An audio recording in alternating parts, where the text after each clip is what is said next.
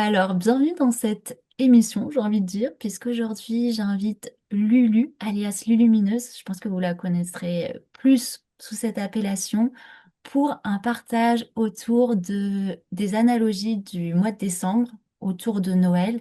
Qu'est-ce qu'on fête réellement pendant cette période? Et ça a été une évidence pour moi, Lulu, de t'inviter, parce que tu représentes vraiment pour moi cette mère Noël, vraiment l'incarnation, ben, c'est ça, de recevoir et en même temps donner. Et dernièrement, tu as fait ben voilà, encore un acte de mère Noël avec la mise au monde d'un ouvrage pour expliquer justement ben, tout ce que moi-même j'aborde sur cette chaîne, ce que tu abordes, toute cette quelque part, on va dire, science initiatique, mais peut-être que le mot est un Mm. peu galvaudé, mais en fait, toute cette manière de mettre au monde le joyau qu'on porte en nous, et c'est en même temps ce qu'on apprend pendant ce mois de décembre. Voilà, j'avais envie de te Ouais, présenter comme exact. ça. Euh, voilà, déjà, comment ça va et comment est-ce que tu souhaites présenter peut-être ce petit ouvrage et le lien avec le mois de décembre notamment. Mais merci Jade pour cette repapote ensemble. Moi, j'adore quand on est ensemble. En plus, on se complète et puis une vision qui se rejoint énormément dans tout. Et c'est vrai que le mois de décembre, c'est le mois de la magie. C'est le mois justement où le mois, à l'intérieur, il, euh, il signifie sa présence. Et alors oui, le petit livret sur la théosophie expliquée simplement, c'est une création qui a mais simplement pour destin de pouvoir accompagner les enfants, les jeunes et même les adultes à percevoir la sagesse du monde. Parce que la théosophie, hein, ça veut dire la sagesse universelle, tout simplement. C'est la sagesse des quatre coins du monde là-dedans. Et comme je disais tout à l'heure ensemble, c'est l'amour, la fraternité et cette, toute cette intelligence divine, en fait. Voilà, c'est pas quelque chose de dogmatique ou religieux. Quand on parle de la sagesse du monde, on parle forcément de tous les grands êtres qui sont venus diffuser cette sagesse. Après, si on en a fait des religions, c'est un autre sujet. Mais toute cette sagesse-là, elle a été donnée. Et donc, j'avais décidé de récupérer très simplement toutes les bases de cette sagesse-là et puis en faire un petit livret. Parce que moi, j'ai toujours cette image-là que, tu vois, un livre, une page, quelque part dans une salle d'attente, ça peut te changer la vie. Si tu sais pas que tu as cette lumière en toi, si tu sais pas que tu as une intelligence sublime qui est toujours en train d'organiser les trucs pour toi, avec toi, si tu sais pas que tu dois te tourner vers elle, si tu vois pas que dans le fond de ce que tu es, c'est la lumière est merveilleuse, ben tu peux passer à côté des plus belles choses, des plus belles réalisations, non pas des réalisations personnelles pour réussir ta vie. Je parle pas de ça. Je parle vraiment de voir la vie comme elle est belle. Et donc dans cet aspect, dans son aspect réel des choses. Évidemment, quand on a un aspect social, socio-économique, sociopolitique, matérialiste de la vie, je vous l'accorde, elle est beaucoup moins belle de la voir comme ça. Est-ce que c'est pas parce qu'on ne sait pas la voir Mm. qu'on la rend si moche en fait? Voilà. Mm. Donc la volonté, c'était créer un petit livret qui sera distribué où les portes s'ouvrent. S'il y a des médiathèques, il y a des volontaires, il y a des services, par exemple, dans certains hôpitaux, il y a certaines institutions, il y a certaines portes qui s'ouvrent parce qu'il y a certaines personnes qui, à travers leur engagement, leur travail, leur métier, ouvrent leurs portes. Et donc ce livret, il ne s'imposera jamais nulle part. Il se, il se place là, on lui a fait une place. Voilà. C'est exactement comme la lumière de Dieu, c'est exactement comme cette intelligence. L'amour ne force jamais. Mm. L'amour, il laisse les êtres venir à lui. Ah, c'est comme ça que ce livret va se déposer. Évidemment, il peut aussi être pour les particuliers dans leur famille, etc. Et puis, il peut aussi être consulté en ligne pour tout le monde, juste voir, hein, consulter. Voilà, c'est au sujet du petit livret, c'est ce qui se passe. Bah, merci beaucoup Lulu en tout cas de d'œuvrer, d'offrir surtout et de d'offrir cette reconnexion quelque part à cette lumière. Et tu parlais justement de magie, parce que c'est ça aussi la théosophie, Mm, c'est retrouver la magie du vivant, du vibrant, qui nous parle en fait en permanence, retrouver cette communication aussi. mm, Et c'est beau parce que le mois de décembre, eh ben, naturellement, du fait de fêter Noël, notamment le 25 décembre, tout le monde est invité à plonger dans cette magie. Quelque part d'un coup, ça devient plus naturel. En fait, on voit que c'est quelque chose auquel les gens aspirent, cette magie. Parce qu'on le voit bien pour Noël, que ce soit les décorations et même l'implication des gens pour faire rêver leurs enfants, tout ça. Donc on voit que cette notion de magie, il y a quand même, voilà, les gens, ils en ont besoin. Et qu'est-ce que ce mois de décembre a de si magique? Et qu'est-ce que ce mois de décembre initie en nous, quelque part? oui. Moi, je trouve qu'il y a un mot qu'on entend dans décembre, c'est descendre, déjà. Mm. Descendre, descendre, descendre. Et cette magie de Noël, c'est ce qu'on appelle aussi l'esprit de Noël. Et l'esprit de Noël, il se prépare. Et ce qui est génial, c'est que Noël, on appelle ça, c'est le mois de l'Avent. Il y a ces semaines-là où on a préparé l'arrivée justement de Noël. Noël, c'est pas on se réveille, c'est Noël. Non, on prépare, on installe. Qu'est-ce que ça veut dire? Mais intérieurement, on se prépare à accueillir l'esprit, à accueillir la lumière, à accueillir l'enfant lumineux. Mais c'est quoi? Bah, c'est tout simplement ce cristal en nous, toujours ça, ce Christ en nous, cette, euh, cette lumière, on doit la fêter, on doit la rappeler. C'est une fête merveilleuse que de fêter la naissance de cette lumière, ça veut dire le rappel à cette lumière, renaître de l'esprit. On va naître, on renaît à nouveau, on se, on se réjouit de préparer toutes les bonnes conditions. C'est simplement une analogie de la vie. On prépare toutes les bonnes conditions pour accueillir cette lumière, pour qu'elle puisse grandir. Donc, on est en train, chaque jour, de faire des petites décorations, d'illuminer, de prendre soin, de faire des bons plats, de mettre vraiment toutes les conditions favorables au fait d'accueillir cette lumière bah, dans notre foyer, dans notre être, dans notre corps, dans notre esprit, dans nos pensées. Donc, c'est un esprit fraternel, c'est un esprit d'union. On est aussi amené à peaufiner notre amour immaculé pour accueillir la lumière. Euh, Donc, Marie, c'est l'amour immaculé, c'est la douceur. Donc, il faut, euh, il faut détacher, désentacher notre amour, il faut le rendre pur, il faut le rendre noble. Et on est béni des cadeaux qu'on reçoit, mais les cadeaux qu'on reçoit, on les reçoit toute notre vie, c'est toutes les bénédictions, c'est toutes les situations, les épreuves, tout ce qu'on va être amené à franchir, tous les obstacles, tout ça, c'est les cadeaux. Ils sont emballés de toutes les manières, il y a plein d'emballages différents, ils ont plein de formes différentes, on ne sait pas ce qu'il y a en dessous avant de le déballer. On voit qu'il y a des nœuds différents, des rubans, et puis, ils ont évidemment des tailles, ils sont plus ou moins gros. Il y a des tout petits cadeaux, c'est très précieux. Il y a des énormes cadeaux. Donc, tous ces cadeaux au pied de l'arbre, du sapin, qui est l'arbre de la vie, mais c'est une symbolique de la vie entière, de toutes ces bénédictions qu'on reçoit au fur et à mesure sur le chemin de notre vie.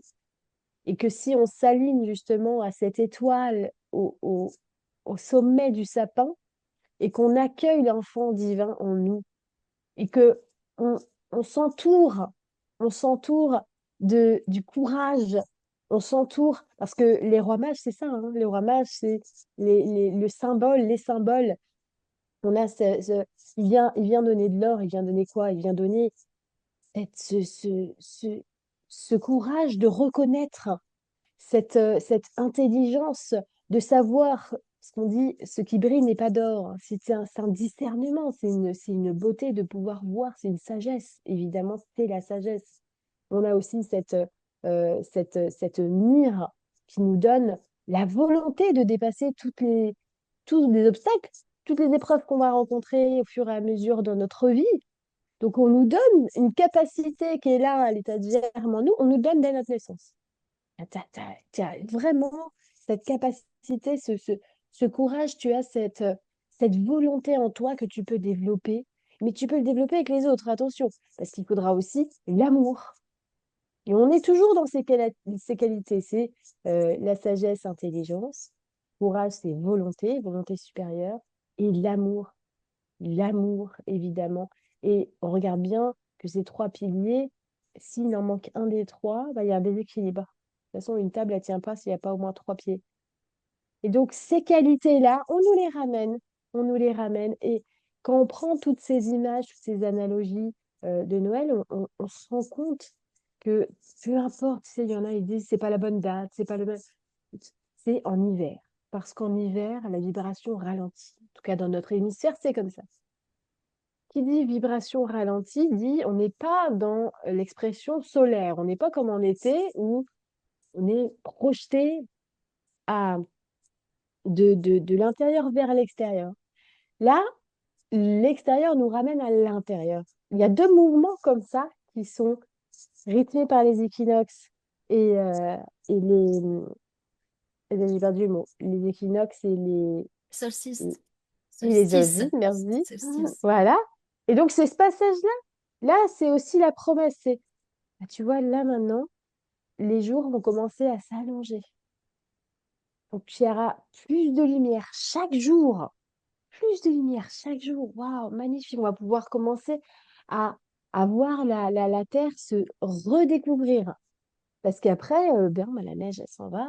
Ou, ça y est, on va voir que la Terre, elle s'est mise en sommeil. Et en fait, elle a récolté toute la semence divine, tout cet esprit-là, elle va faire germer encore en elle, encore et encore et encore. Toujours, toujours en elle, ces nouveaux fruits. Je trouve que euh, on a peut-être, tu vois, il y a un sentiment, je trouve, qui a été installé de on peut fêter Noël, mais on met pas de crèche, on va pas, on renie un petit peu bah, le sens même, en tout cas, même je veux dire historiquement parlant, on fête pas Noël pour le Père Noël, on fête vraiment Noël pour la naissance qu'on a signé la naissance de Jésus.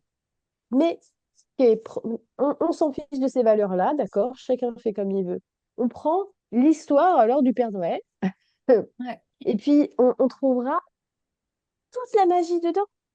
L'histoire du Père Noël, elle est aussi magique. Oh, si on veut pas partager des valeurs chrétiennes, mais regardez bien, les valeurs chrétiennes, c'est juste l'amour, la fraternité, la bonté. Voilà, c'est tout ça.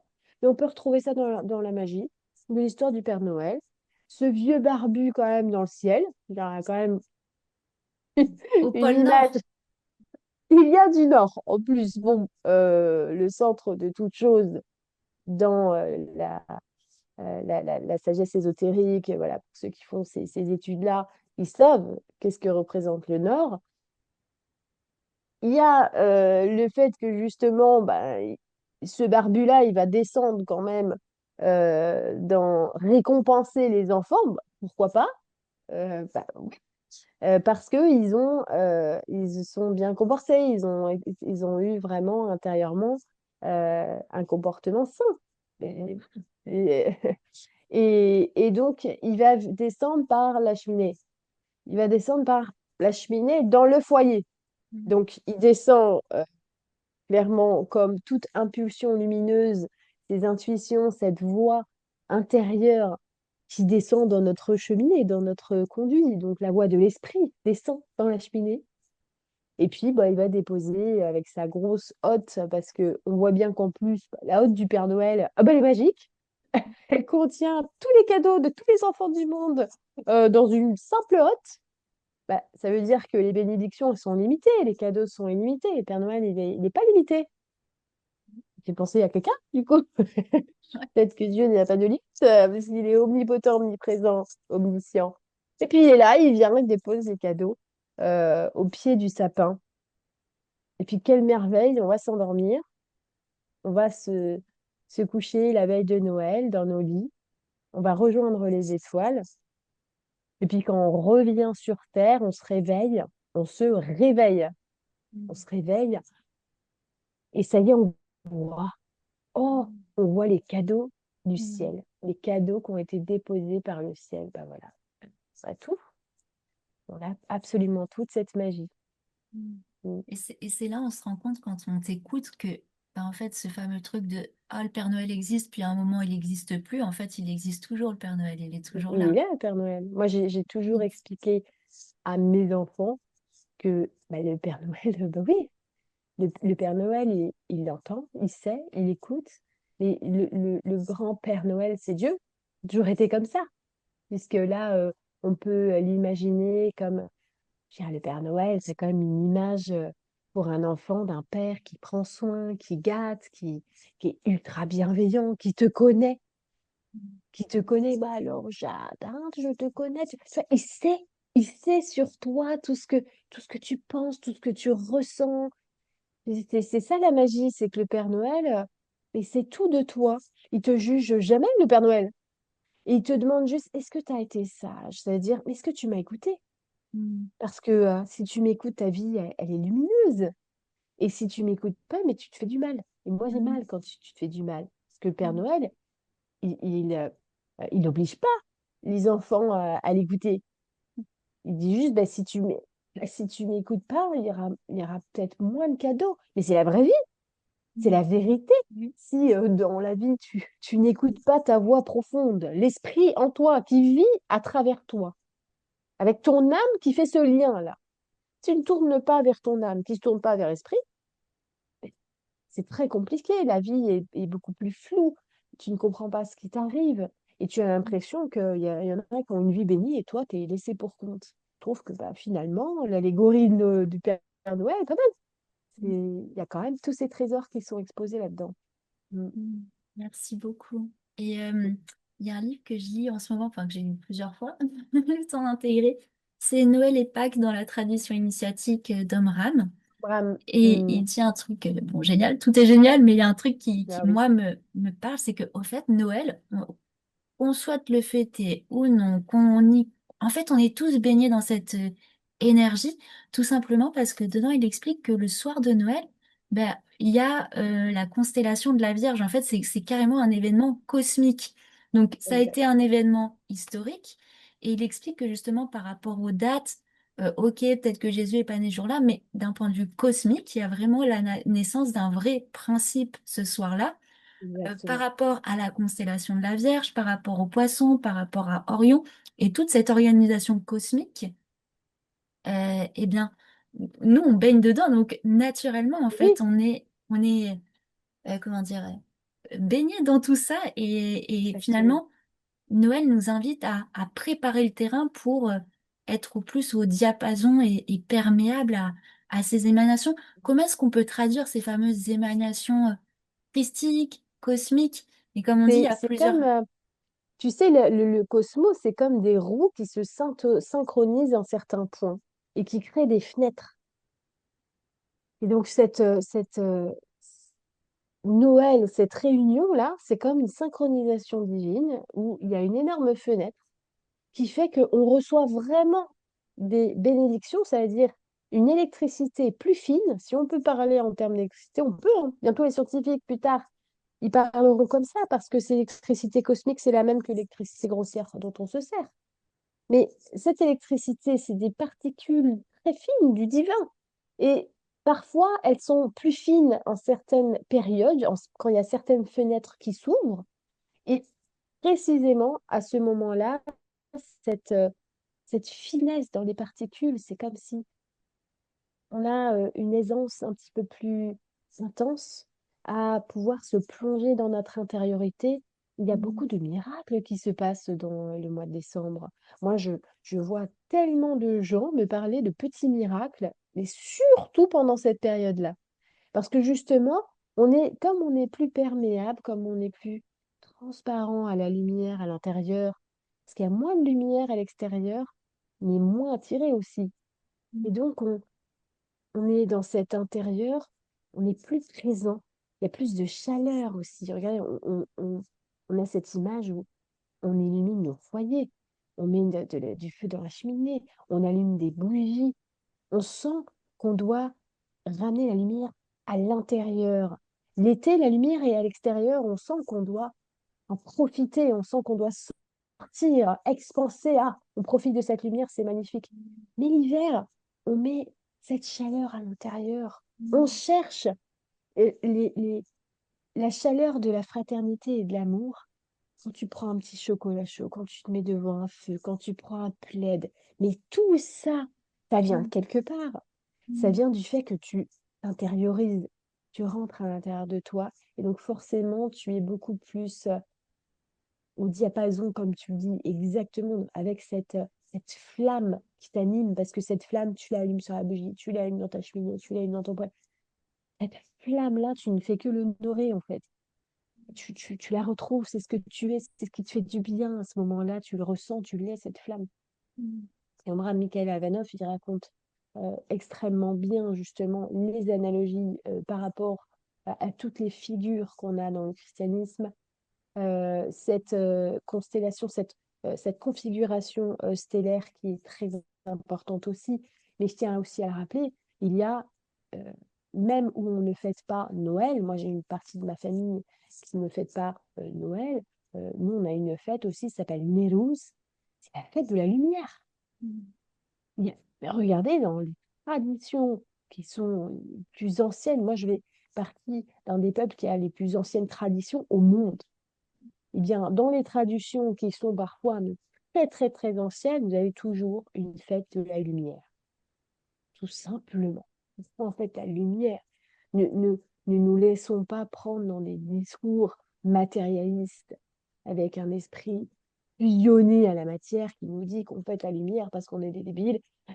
Ouh là là, magnifique, il y a de la lumière. Non, on a toujours fêter la lumière, intelligence divine, cosmique, la lumière qui nous anime, le principe de la vie, tout simplement. Pas la lumière extérieure. Mm, mm, Et, j'avais une belle image quand tu disais on allume le feu, on allume la bougie. Et en fait, mm, ce truc de on devient acteur. Parce que l'été, on reçoit, on se laisse. Il y a cette union un mm. peu passive quelque part. Ouais, Et là en redescendant dans le foyer, on comprend qu'on est acteur de cette lumière aussi. Ça me fait penser, bah, j'avais déjà partagé, j'en parle beaucoup, mais du conte de la petite fille aux allumettes où elle devient merveilleux. actrice. Elle est dans la neige, donc perméable quelque part aussi à toutes ces émanations christiques parce qu'elle a plus de chaussures. Enfin voilà, elle a fait ce dépouillement total. Et là, elle comprend que mais elle est actrice de cette lumière. Et c'est aussi ce à quoi nous invite Noël, c'est de comprendre que, ben ouais, je suis dans l'action, je peux Exactement. éclairer autant pour moi, mais pour les autres, et on devient cette lumière pour soi et pour les autres. Et on a un peu cette image aussi de réunion de la famille, où finalement, ce qu'on va vraiment offrir aux autres, tu sais, dans ces retrouvailles, ben, c'est cette lumière finalement. Ah, bien sûr. Et puis tu sais, tu as tout cette... t'as des rituels familiaux. T'as, tu décorer le sapin en famille, ou faire bah, ces fameux cookies, ou faire bah, ces sablés de la recette de tonton. Voilà, tu as toujours une raison, une inspiration, une excuse en tout cas, pour passer un moment partagé ensemble, loin de tout ce qui peut te tirer en dehors, et pour ramener ce moment dans un présent éternel, vraiment hors du temps. Je veux dire, ceux qui se sentent seuls à Noël, il n'y a rien de pire que de se sentir seul à Noël. Il y a rien de pire que ces gens qui sont esseulés malgré eux, par exemple, dans des instituts, des vieilles personnes qu'on ne va pas voir, etc. C'est terrible parce que Noël, c'est fait pour être ensemble. Noël, c'est fait pour fêter l'esprit qui nous unit tous parce que nous sommes tous mués par le même esprit. Quand je vois aujourd'hui des gens qui se rebellent contre l'aspect mercantile de Noël, mais si vous posez la question à un enfant et si vous avez l'habitude de dire à votre enfant, c'est bientôt Noël, c'est la liste de Noël, tu vas me faire ta liste de Noël pour les cadeaux, qui impose cet aspect mercantile en fait? que si c'est bientôt l'esprit de Noël qui arrive, on va ressentir cette chaleur, on va se réunir, on va faire des petits jeux en famille, on va décorer la maison, on va installer des rituels comme ça, on va ouvrir les petites portes du calendrier. Et en plus, c'est la cerise sur le gâteau que tu peux demander des choses, tu peux demander des choses et on verra ce que tu recevras. Mais c'est merveilleux, c'est vraiment une ode de, de, de, de cette cellule familiale sublime, peu importe si cette cellule familiale, elle est composée de vraiment de la famille de chair et de sang. Il y a, il y a quelque chose qui transcende tout ça à Noël. Il y a quelque chose qui transcende aussi nos différends, etc. Je vois beaucoup de gens qui se sentent en rébellion avec Noël parce que, euh, oui, tout le monde c'est la cohue, tout le monde va courir acheter ses cadeaux et puis on se sent obligé de faire un cadeau. Mais quelle horreur! Et pourquoi tu t'obligerais à faire un cadeau? Mais parce que, ben, je veux dire, socialement parlant, il y a une grosse épine qui est mise là et qu'on ne voit plus la vérité où elle doit être. On ne t'oblige jamais à offrir un cadeau parce que sinon ce sera un cadeau empoisonné. Et franchement, si tu n'as pas foi en Noël et si tu n'as pas foi en cet esprit qui t'alimente tous les jours de ta vie, hein, chaque fois que tu inspires et que tu expires, c'est l'esprit. Si tu n'as pas foi en cet esprit, si tu ne crois pas en cet esprit, et si tu marches sur le dos de cet esprit, et si tu craches au visage de cet esprit, l'esprit ne t'en voudra pas. Il continuera à alimenter tes organes, tes cellules, il continuera à t'aider, à donner des impulsions et à t'aimer, mais à t'aimer chaque jour, chaque minute, chaque seconde. Ah, si tu n'as pas envie de fêter cet esprit ou de le fêter de cette manière, ne le faites pas. Mais l'esprit est en fait chaque jour pour ta vie. De toute manière, que tu ne le reconnaisses ou pas, que tu aimes ou que tu n'aimes pas, l'esprit aime, c'est l'amour. Sans l'esprit, il n'y a pas d'amour. L'autre jour, ma fille, elle me dit, en fait, ben, il n'y a pas d'amour, ben, il n'y a rien qui existe.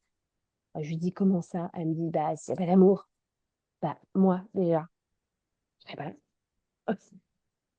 Elle dit, mais toi? Ben, toi et papa, vous serez pas, en fait. Et bah, les gens, ils aimeraient pas construire des trucs. Donc, il n'y aurait pas de maison.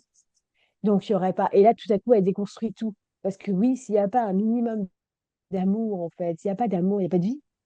S'il n'y a pas d'amour, il n'y a aucune volonté, il n'y a aucun. Il n'y a pas cette flamme, justement, qui nous donne l'impulsion de réaliser. Bien sûr, on peut faire des choses par automatisme, etc. Je vois bien tous ceux qui vont commencer à donner des exemples.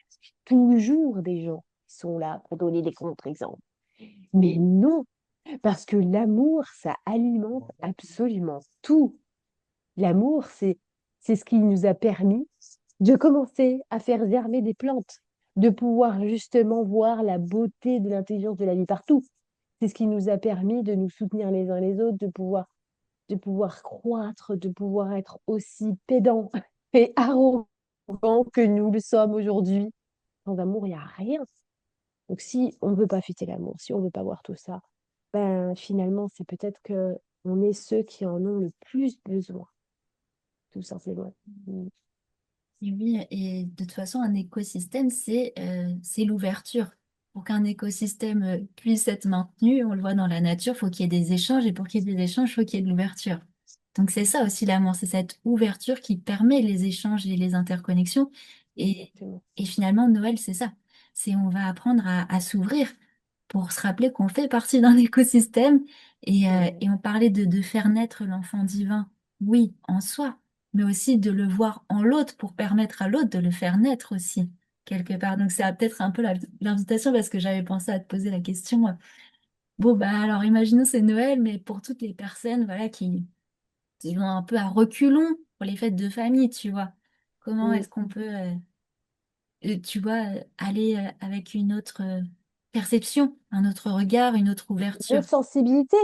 Mm. Moi, je pense qu'il faut une autre la sensibilité n'est pas placée au bon niveau. Si justement Noël, c'est les cadeaux, ah, on a oublié toute l'histoire. Euh, Noël, si tu vois, Moi, des fois, je trouve ça très triste que les enfants ils disent, bah, à Noël, moi, mes cadeaux, mes cadeaux, mes cadeaux, mes cadeaux. Euh, mais c'est parce qu'il n'y a rien eu d'installé, il n'y a rien eu de préparé, il n'y a rien eu de conscientisé. C'est Noël, cadeau, bim. Ça veut dire quoi? Ça veut dire que comme l'éducation au sein de la famille, du foyer, il n'y a pas eu cette préparation et cette ouverture à la sensibilité de cette lumière, de cet esprit, de cette spiritualité. La spiritualité, c'est pas quelque chose de religieux, hein. La spiritualité, c'est l'esprit. Donc, comme on n'a pas amené l'esprit de la chose, il ne reste plus que le reflet matériel de la chose. Le reflet matériel de la chose, oh, pouah, il y en a, oh la galère, à acheter le sapin tous les ans, là, puis n'importe quoi, là, décorer, et puis en plus les cadeaux. Mais si tu te bases que sur l'aspect matériel de toute chose, où est la vie? Où est le sens de toute chose? Où est le sens de la vie? Donc évidemment, on ne peut pas ramener de l'esprit quand il n'y a pas d'esprit, quand il n'y a pas d'ouverture à l'esprit. Alors moi, mais il m'a dit, j'ai droit à 3 cadeaux sur ma liste. Voilà, c'est ça qui va retenir l'enfant. Noël, j'ai le droit à une liste, 3 cadeaux. Maman l'a dit ça. D'accord. Ça représente quoi? Qu'est-ce que ça représente? Ça représente une règle. Une règle humanisée, personnifiée, qui représente un budget, qui représente un contrôle, qui représente, oui, tout le matérialisme, en fait. Et juste là-dedans, le pauvre enfant, il sait pas. Il sait pas qu'on est en train de l'amputer de sa spiritualité. Et le pire, c'est que on redescend Noël à une fête de famille ou à une fête, oh, c'est sympa, la magie de Noël. Mais de quelle magie tu parles, du coup?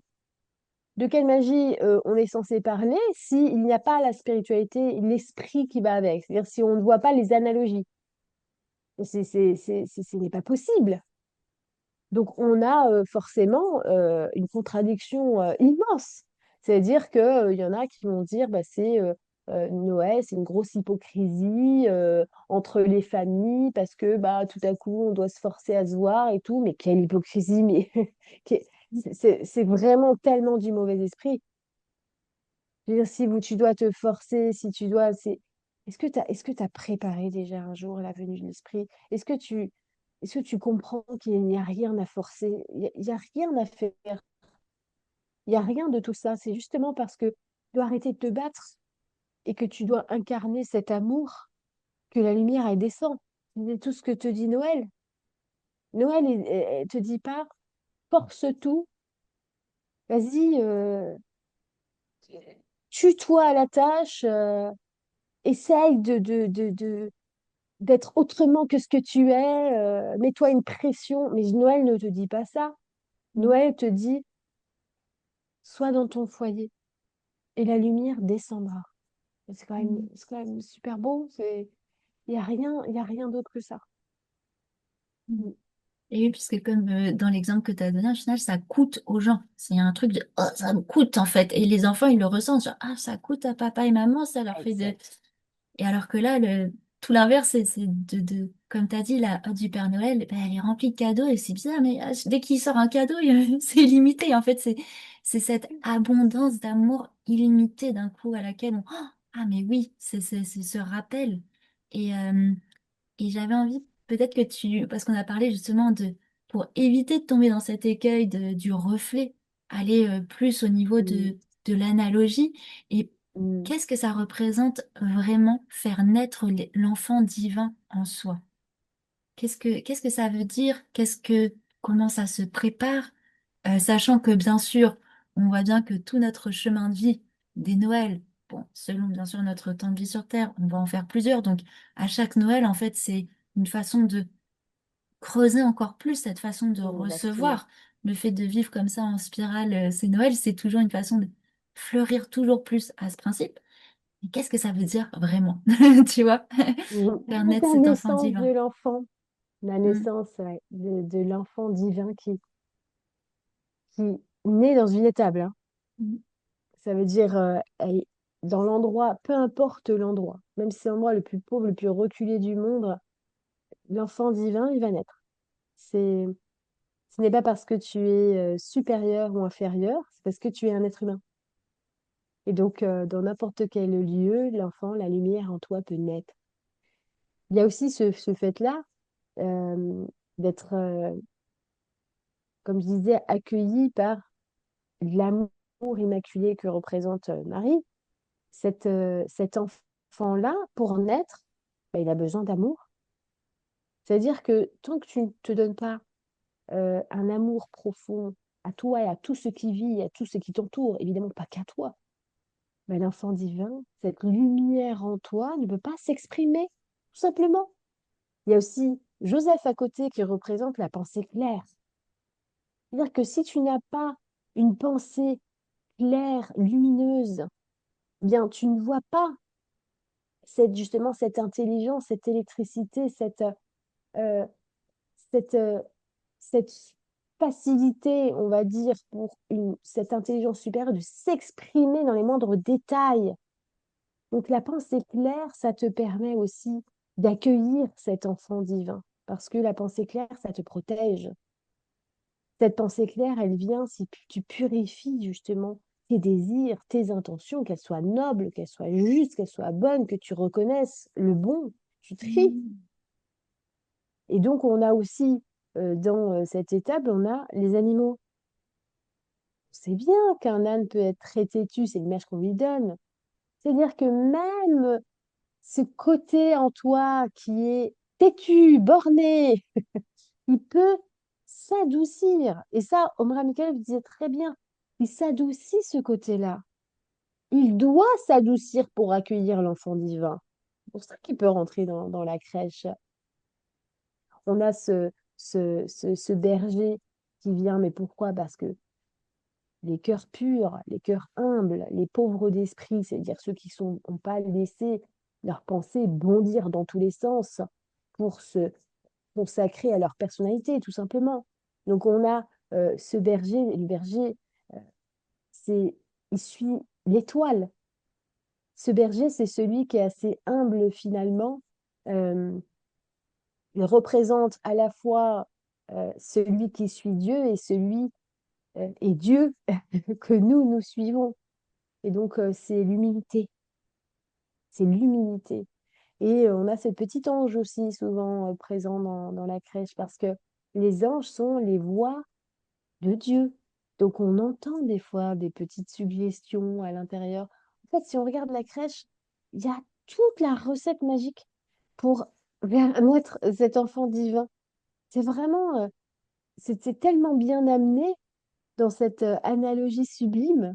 On oublie parfois justement que l'histoire racontée, elle ne raconte pas qu'une histoire, elle ne raconte pas qu'un fait, elle raconte la vie en analogie. Et si on regarde justement, puisque c'est son histoire, si on regarde la vie de Jésus, ce n'est pas de sa vie qu'on parle. D'ailleurs, regardez pourquoi on ne parle que d'une période de sa vie, on ne parle que vaguement de sa naissance. D'accord? Mais après, d'une période qu'on n'a pas, puis après, on parle du mystère, qui est assez court dans la vie de quelqu'un, surtout que sa vie était courtée. Mais regardez bien, ça veut dire quoi? On parle des périodes qui reflètent l'analogie de la vie humaine, du parcours de naissance, d'initiation et enfin de transcendance, de transfiguration, glorification de l'être humain tout simplement. Et si on prend les autres traditions dans les autres religions, dans d'autres coins du monde, si on prend, mon Dieu, mais les anciennes traditions égyptiennes, les anciennes traditions bouddhistes, si on prend la sagesse de l'Inde, vous avez les mêmes histoires. C'est-à-dire il y a pas forcément les mêmes symboles, mais c'est la même chose. C'est-à-dire que c'est d'autres peut-être symboles, mais c'est souvent les mêmes trames, les mêmes histoires. Donc c'est à travers ça, à travers tout ça que, en fait, on parle de la naissance de cette lumière divine. Alors, ok, on peut l'appeler Christ, on peut l'appeler autrement, mais cette lumière-là qu'on a en nous, on nous dit comment l'accueillir, comment la faire croître, comment la découvrir, la redécouvrir, la travailler, se mettre à son service. Mais ça nous est dit dans toutes les traditions du monde entier. Ce n'est pas juste une histoire de Noël. Mm. Et la vie, Mm. mm, Oui, c'est ça, en fait, ça parle de la vie elle-même. C'est oui, tellement simple.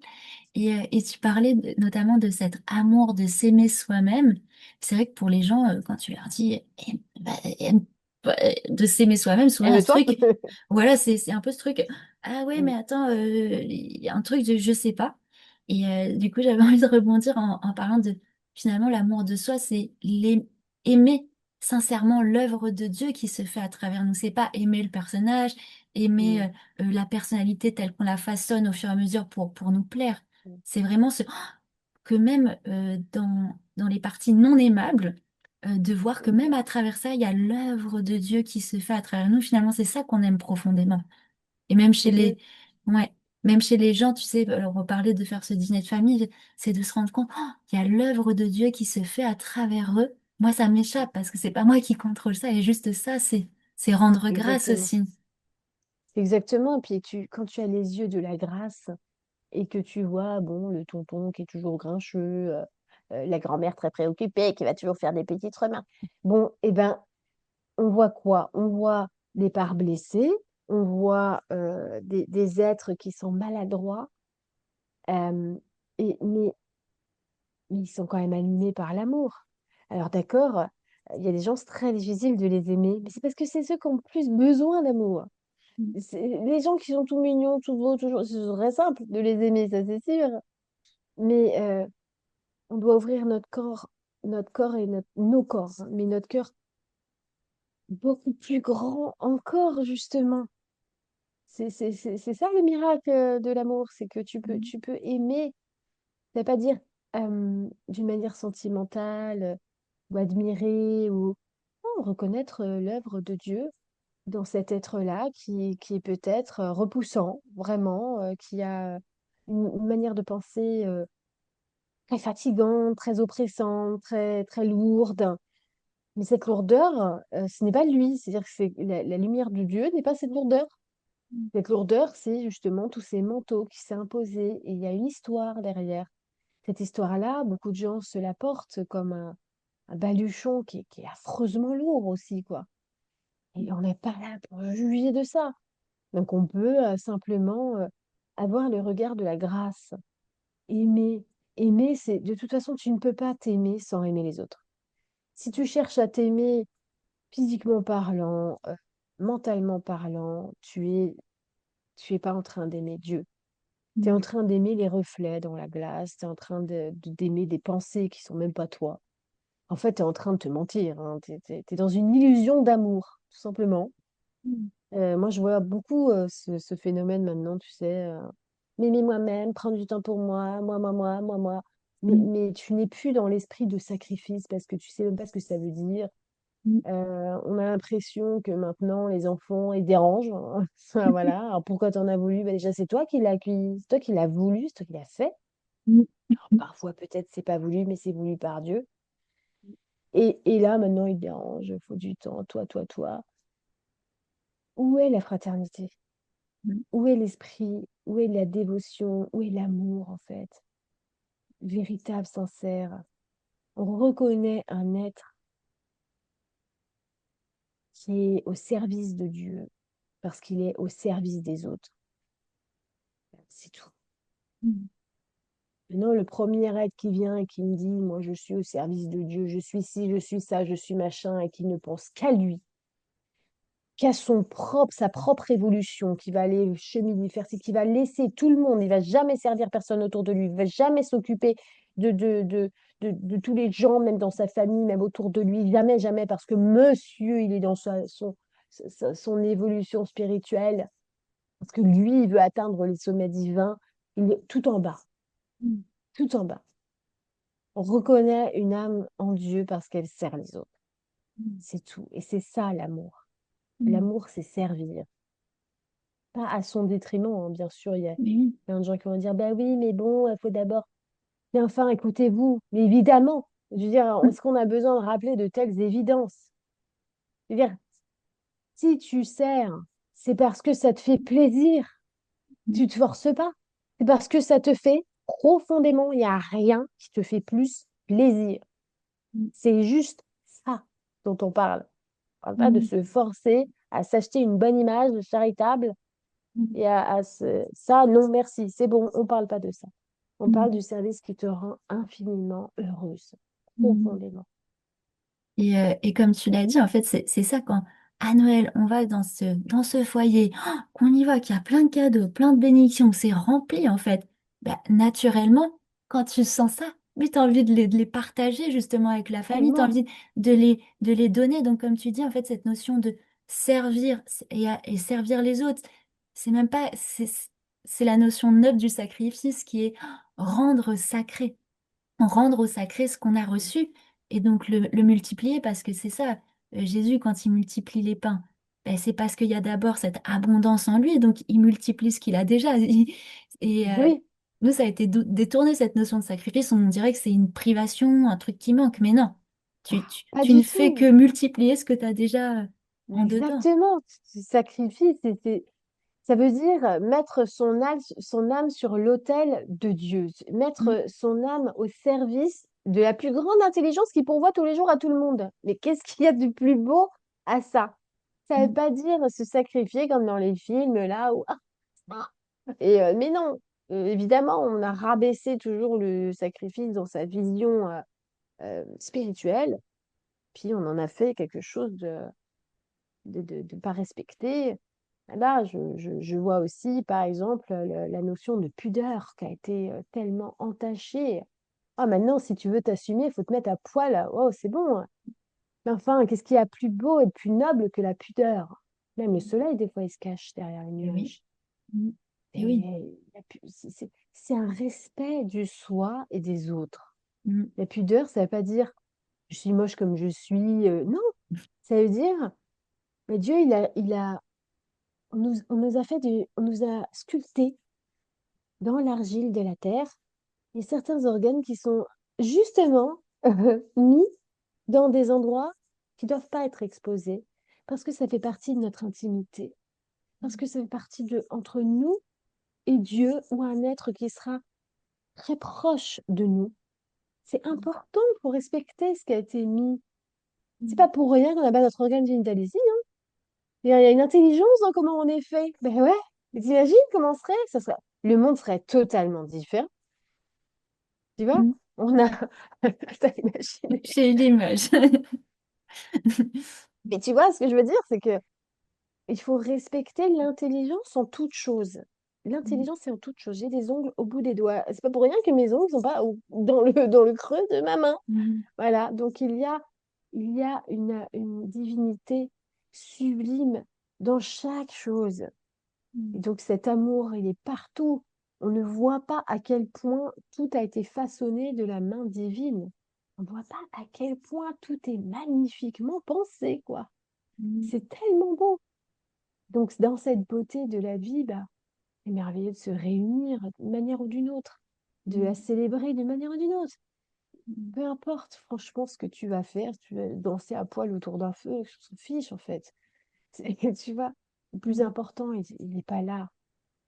Tout ce qui est important dans la vie, c'est ce qui se passe à l'intérieur de nous. À l'intérieur de nous, pas ce qu'on va montrer à l'extérieur. mm. Jamais. Et par rapport à la pudeur, ça me fait penser, en même temps, pour aller vers justement recevoir ces bénédictions divines, il y a aussi un dépouillement face au Père Céleste, Mm. au au Père Noël, pour faire rebondir avec notre sujet. Mais en fait, la vraie pudeur, beaucoup de gens ont une pudeur intérieure à se mettre nus devant Dieu, face à eux-mêmes, quelque part. La pudeur, elle est en dedans, mais par contre à l'extérieur, non. Et en fait, c'est toute l'inversion.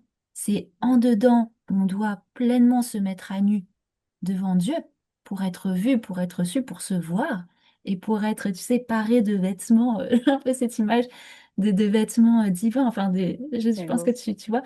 Mm. Mais pour justement cette mise à nu, il faut se rassembler, comme tu dis, avoir ce respect. De pas parce que en effet en levant le voile sur toutes des parties qui sont censées être beaucoup plus cachées, bah, c'est là où on s'éparpille parce qu'on est comment dire? tu sais, l'extérieur nous vampirise. En fait, c'est une énergie qu'on offre tellement à Exactement. l'extérieur qu'en fait, il n'y a plus le Ah ben oui, retournement possible. tu crois te libérer de tes chaînes en enlevant tes vêtements physiquement, Mm, mais en fait, tu rentres dans l'esclavage. mm, Tu rentres dans devoir exposer ta nudité, ta nature, mm, mais ce qu'on t'a donné de précieux. mm, Mais c'est intérieurement que tu dois tout donner. C'est en toi que tu dois être nu devant l'intelligence, nu devant Dieu et reconnaître. Si tu es nu, tu es humble, tu es noble, tu arrêtes justement de chercher à prouver quoi que ce soit, à te faire accepter, à te faire aimer de l'extérieur toujours. Encore l'autre fois, j'ai quelqu'un qui me disait de toute façon, à quoi ça sert que j'aime les autres puisque moi, personne ne m'aime. Mais franchement, mais, mais, mais t'imagines si tout le monde pense comme ça? mm, Mais c'est terrible. Mais retourne en Dieu. Pourquoi tu cherches forcément à être aimé, aimé?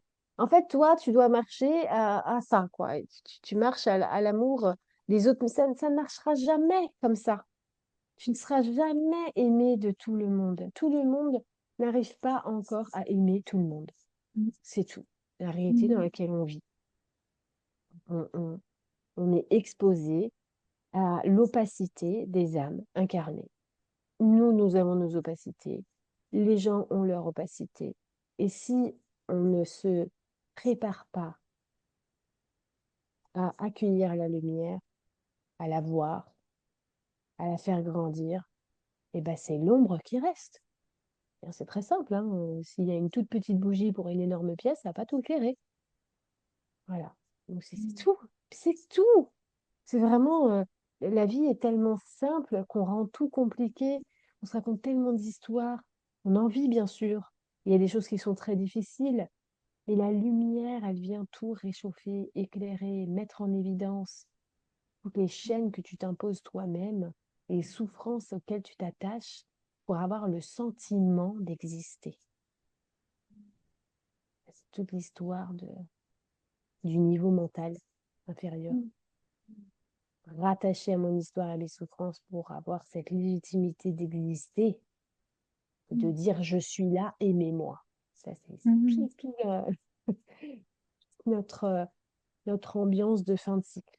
mm, Regardez-moi, je mm, suis là, aimez-moi. mm.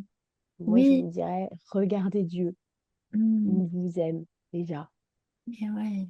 Et c'est ça aussi, Mm. redevenir cet enfant divin, c'est redevenir Dieu, parce que les enfants, bah, ils se mettent nus, voilà, tu vois, ils Ah vivent oui. tranquilles.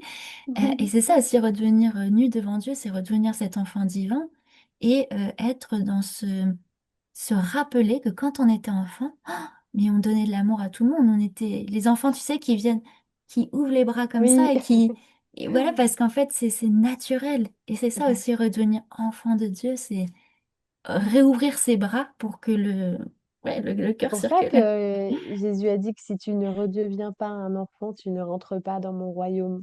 Mmh, Bien sûr, le cœur d'un enfant est toujours ouvert, ouvert. On passe notre temps à fermer les cœurs des enfants. mmh, Le nombre d'ordres que on peut donner à un enfant tous les jours, alors que lui, il ne cesse de donner son amour. Donner, donner, donner.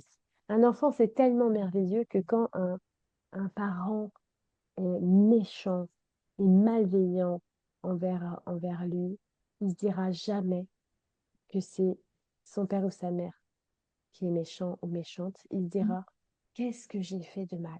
mmh, Si vous vous rendez compte de la pureté, de l'innocence, de ce don permanent. C'est-à-dire que même dans l'épreuve, l'enfant, il se dit, qu'est-ce que je peux améliorer?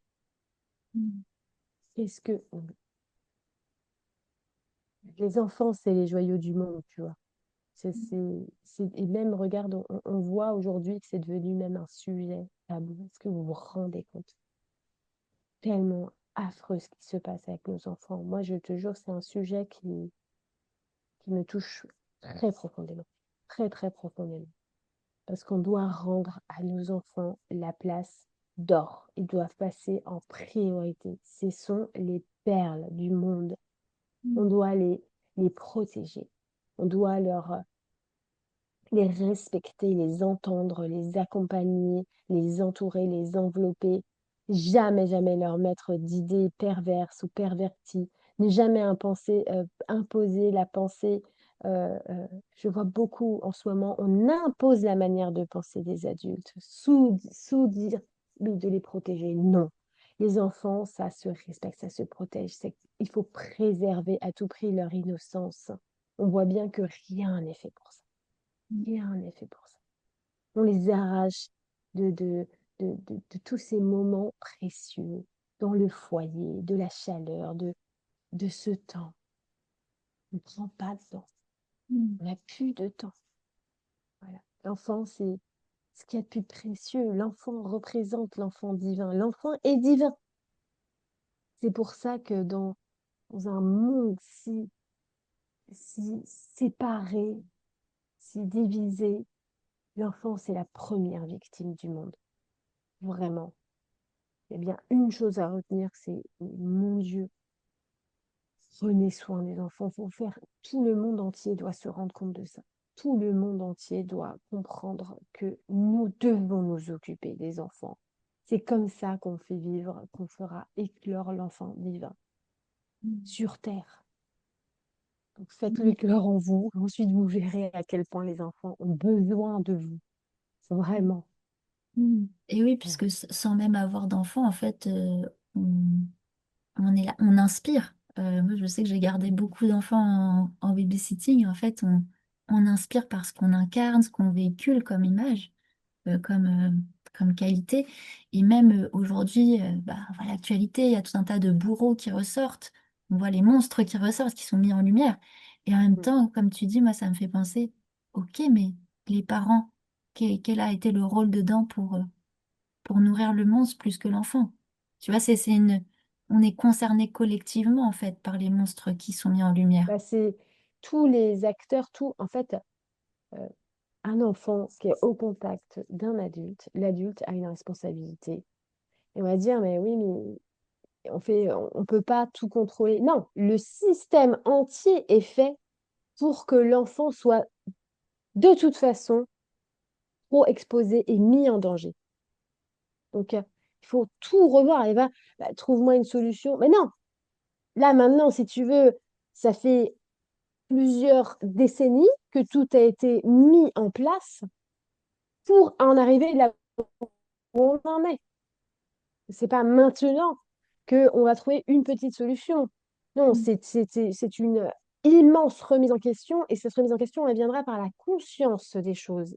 Et je peux vous assurer qu'il y a beaucoup de gens qui ont conscience de ça, qui essayent. Il y a moi je vois beaucoup de gens qui sont en contact dans certaines structures, etc., qui sont mais, mais, mais tellement épuisés, tellement éprouvés par tout ça, qui se sentent sans moyens, qui se sentent totalement impuissants.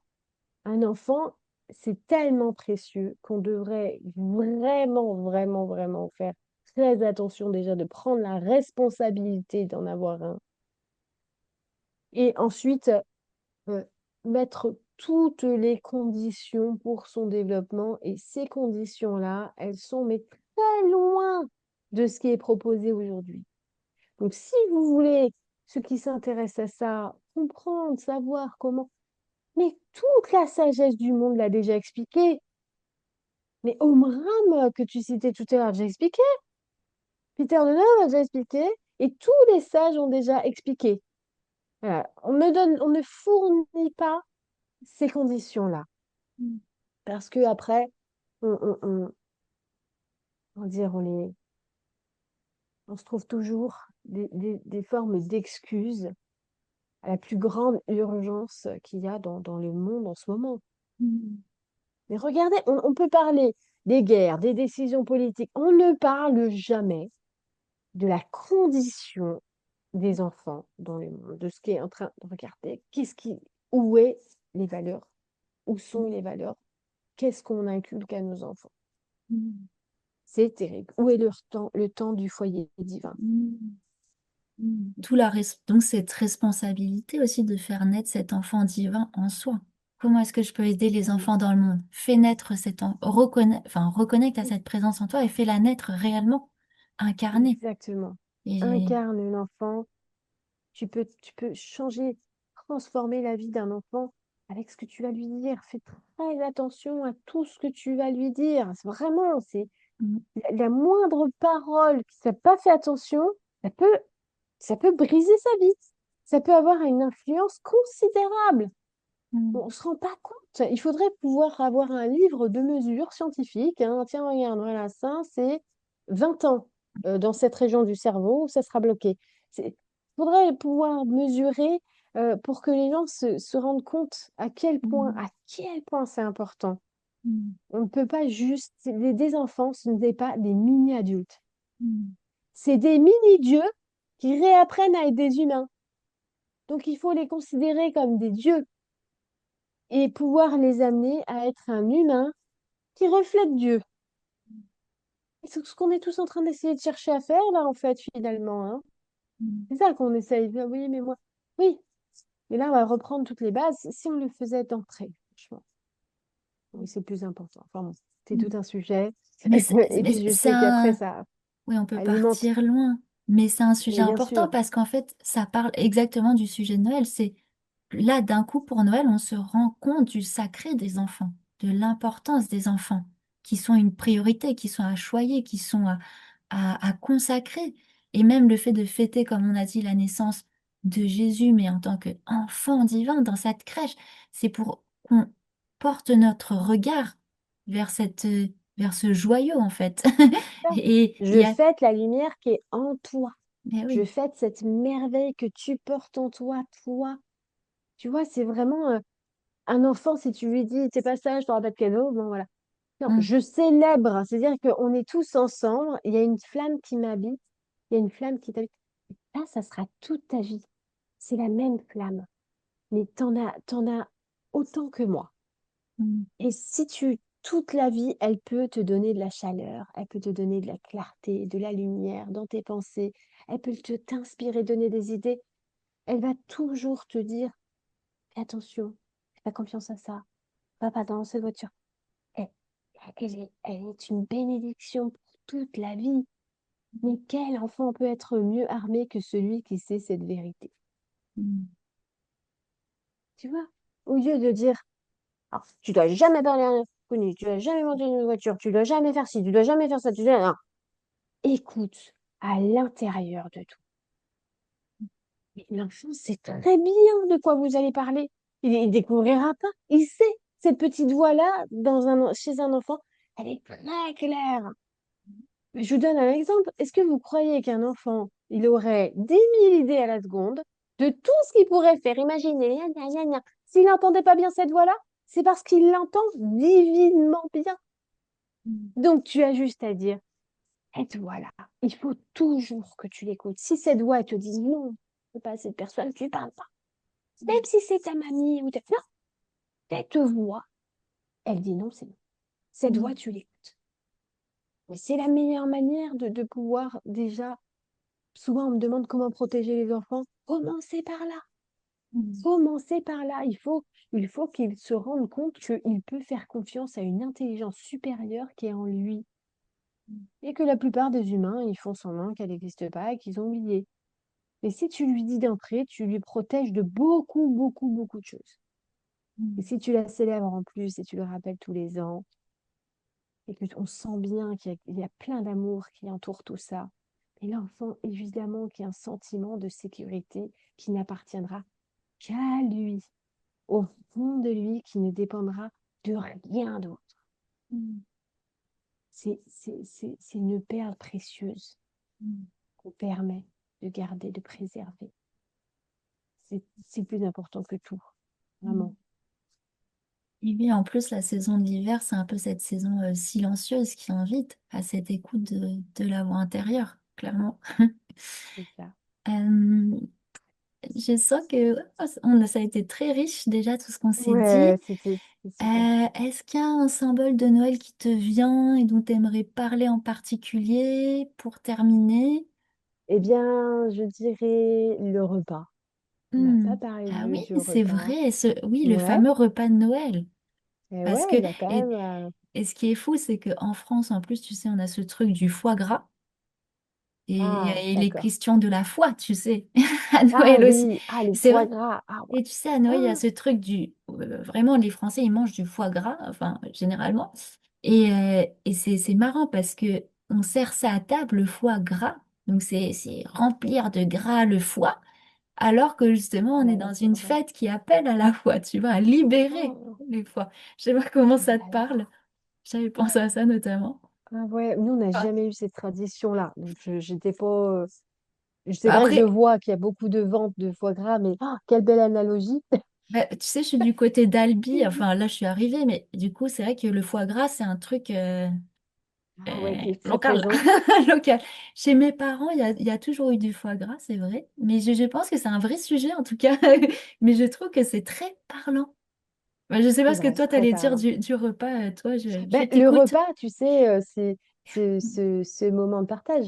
Mm, Mais si tu regardes bien, le repas de Noël, ça ressemble justement à la scène, ça ressemble à ce repas béni avant de retrouver le Seigneur. C'est mm, comme on partage ce repas ensemble, on mange la même nourriture. À mm, Noël, tu as le plat généreux, voilà, comme on imagine traditionnellement sur la table. On se sert tous une partie de ce plat. Toujours cette analogie divine, hein. On mange le même pain, on mange le même plat, parce qu'on est animé du même esprit. mm, C'est toujours ça, c'est cette lumière, il y en a pour tout le monde. Ça, c'est toi, mm, tiens, voilà. Et donc, on a les mets, on fait, on mange de la nourriture délicate. mm, On mange pas la même chose à Noël que semaine traditionnelle, un repas banal. Pourquoi? Parce qu'il y a des mets délicats. Et parce que c'est justement, comme je te disais, cette électricité fine là. Parce que il y a l'esprit qui est plus fin, cette ouverture qui est là, qui a besoin de noblesse, de délicatesse. Donc on mange des mets délicats, on fait attention. Alors, il y en a, ils disent, oh, bah, moi, ils m'en foutent plein la panse à Noël. Ben oui, parce qu'encore une fois, où est la délicatesse? Où est finalement le vrai sens? Non, c'est de manger des mets précieux parce que c'est des instants précieux, très précieux qui sont en nous. Donc, merci mon Dieu de me donner cette nourriture précieuse. Et cette nourriture précieuse, qui est symbolisée par ces mets délicats, c'est les inspirations. C'est les inspirations, les pensées lumineuses, les impulsions lumineuses, la créativité qui va couler en moi, Seigneur, toute cette nouvelle année qui va s'ouvrir. Donc les mets délicats, c'est ce que Dieu vous donne mm, parce qu'il a foi en vous. Il est votre foyer. mm, Et donc, il est en nous pour rayonner comme ça sur une nouvelle année qui va s'ouvrir. Partager le repas de Noël, c'est savourer cette manne qui vient du ciel.